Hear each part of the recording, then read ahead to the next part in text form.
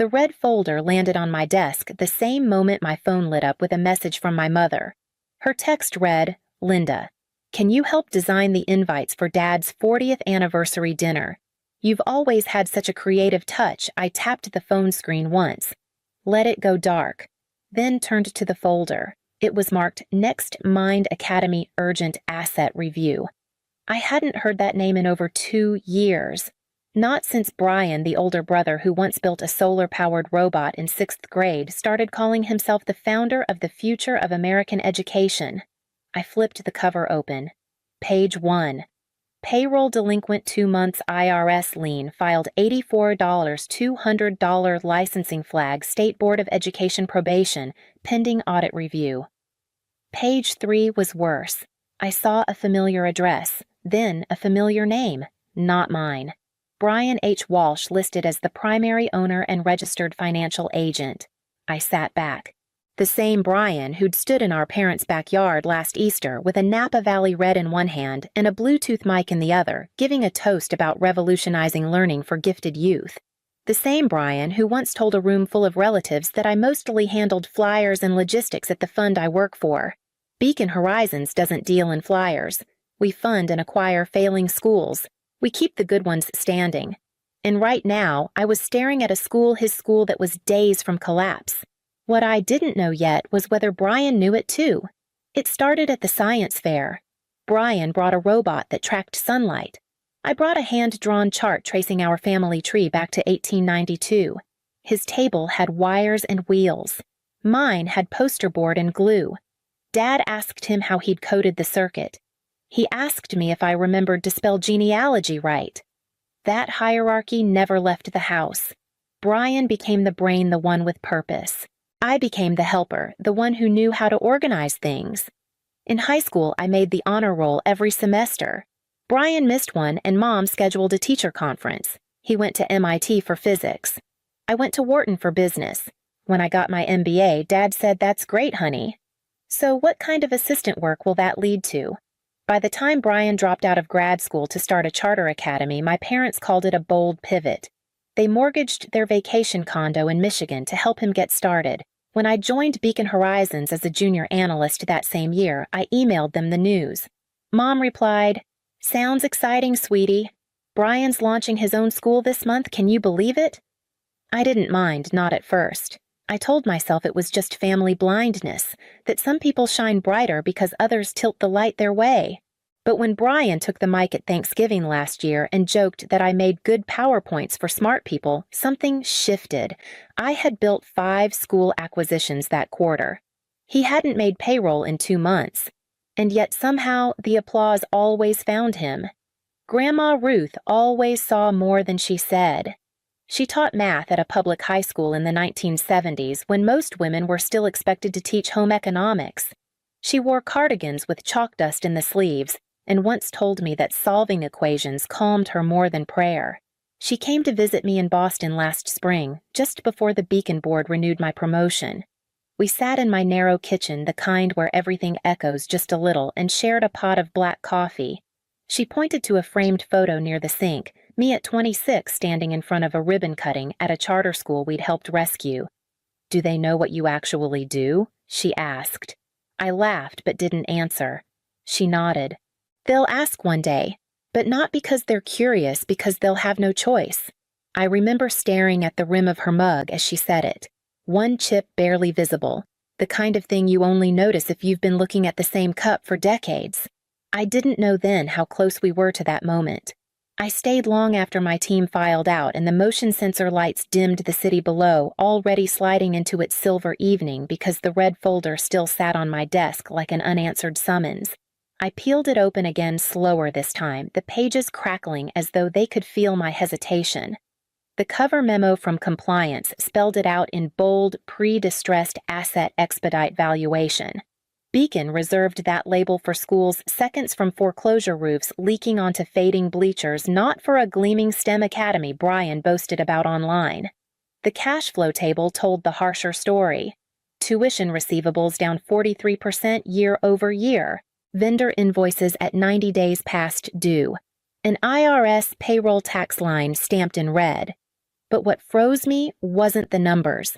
It was the ownership tree Next Mind Academy listed as a wholly owned subsidiary of Hart Educational Holdings, LLC, domiciled in Delaware. Managing member B. Hart. Only when I cross-checked officer signatures did the initials unfold into Brian Hamilton Walsh.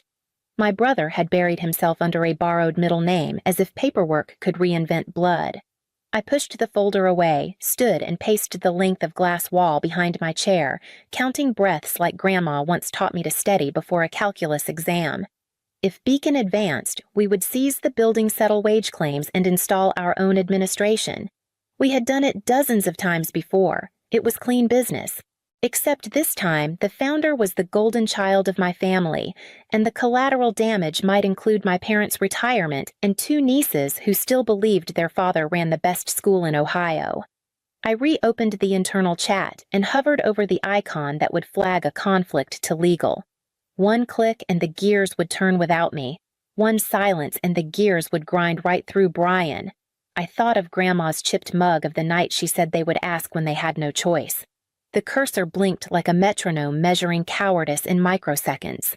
Which betrayal would hurt less, my voice or my quiet? I filed the conflict disclosure the next morning. Legal reviewed it in 48 minutes. By noon, Beacon's general counsel approved a limited advisory role under recusal with subject matter contribution. It was clean documented and cold. I wasn't allowed near the negotiations, but I'd be expected to flag technical risks, propose structural options, and weigh in on personnel retention, all the decisions that meant everything without ever being the face in the room. Monica, our COO, called me in. "No one else knows the ecosystem like you," she said, calm as always. "We can't leave this to a team who's never run an Ohio restructure." I nodded, but my stomach had the hollow weight of falling before impact. That afternoon, I pulled every internal memo tied to Next Mind. I found the numbers I expected, then worse. The teachers hadn't just missed paychecks. 5 had filed formal complaints. 1 campus aide had sent a handwritten letter to the county board describing broken HVAC units and second graders wearing coats inside. And then there was the line item that hit like a nail through wood, a junior debt note in the form of a personal bridge loan, $150,000 sourced from 2 private lenders named Richard and Elaine Walsh. My parents. They had pulled 6 figures from their retirement fund to prop up a school they'd never even toured. That night, Tom made pasta and set 2 bowls down with a quiet click. I told him everything. He didn't interrupt, just asked 1 question. "Are you still going to let him keep the story?" I didn't answer. I couldn't. Not yet. The signal started small. A note buried in a regional news digest flagged operational irregularities at a STEM charter in Franklin County. The same day, one of our field analysts forwarded a screenshot from a parent forum Next Mind had canceled its fall robotics lab due to supply chain delays. But I'd seen that language before. It usually meant there were unpaid vendors, or worse, no staff left to run the program. 2 days later, I received a message from Sarah Kane, a legal consultant in Cleveland who occasionally audited our mergers. Her subject line was blunt, FYI, Next Mind's in trouble.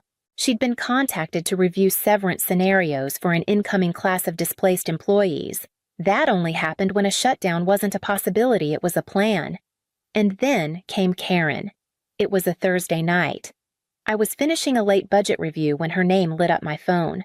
My sister-in-law rarely called. She worked nights as a nurse usually slept during the day. Her voice was soft, tired.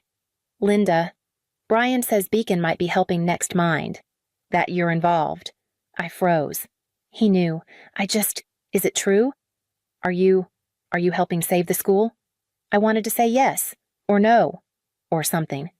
But I only managed. "It's early. A lot depends on how things unfold." She paused. "Okay. I trust you." Then the line went silent. I stared at the ceiling long after the call ended. Trust spoken that quietly felt heavier than accusation. The driveway was full when Tom and I pulled in. Balloons swayed from the porch rail silver foil printed with 40 years strong. My mother, Elaine, had outdone herself again. Inside, the house buzzed. Cousins I hadn't seen in years milled around with paper plates of cheese cubes. A folding table held old photos in brass frames. Dad in a tux, Mom in a veil, Brian holding up his first science trophy like a miniature Olympic medal. I wasn't in any of the pictures. Brian was already holding court in the living room, a Napa Red in one hand and his other tucked casually into his blazer pocket. His voice rose above the rest. Next Mind's expanding 2 more campuses by next year. We've got interest from Boston and Phoenix. Elaine beamed.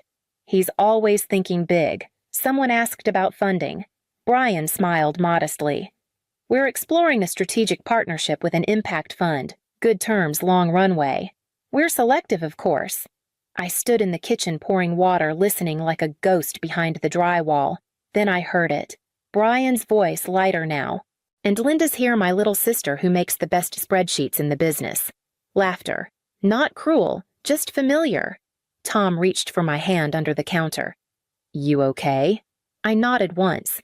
Dinner was buffet-style roast chicken and mashed potatoes and the green bean casserole my aunt insists on bringing. The dining room was tight, the kind of crowd where elbows touched and glasses clinked with every turn. I took a seat near the end of the table. Brian sat at the head, flanked by our parents, his wife Karen beside him, quiet. He raised his glass. To our parents, 40 years of love and building legacy. Cheers rose around him. My father dabbed at the corner of his eye. Then Brian leaned back, swirling his wine. And here's to the future. When your work speaks for itself, you don't need to explain. You just build. There it was, the line he always used, but this time I felt something shift in the air. A tremor, not yet sound. It was Grandma Ruth who broke the silence. She set down her fork not abruptly, but with intention, and folded her napkin with both hands. The motion was quiet, but something about it hushed the table. She looked at Brian, then at me. Then she said, Linda, did you bring the document? The room paused. The laughter, the silver clinks, the momentum of celebration suspended. I reached into my bag and placed a single sheet of paper beside my water glass. No folder, no dramatics, just the truth printed in 12-point calibri. My mother frowned. What's this? Ruth didn't blink.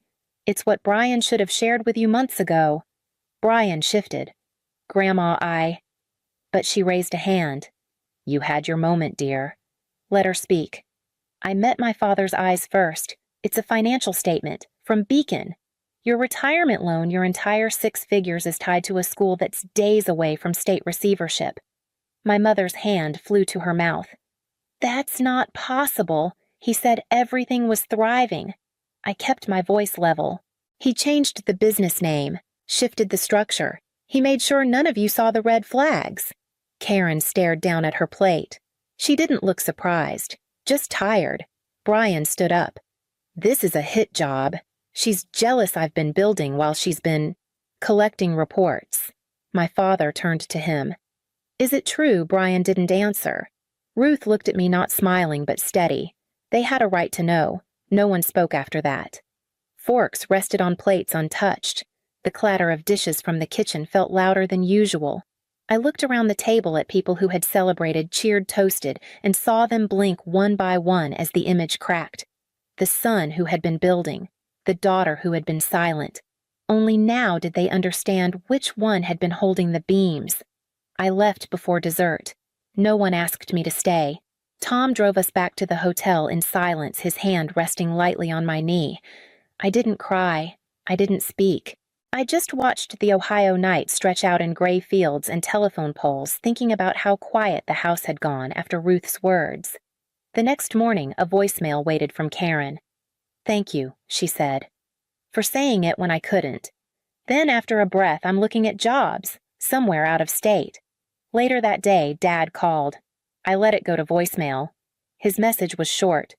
Your mother isn't speaking to anyone. I'm trying to understand what comes next. I didn't respond. Beacon completed the acquisition by the end of the month.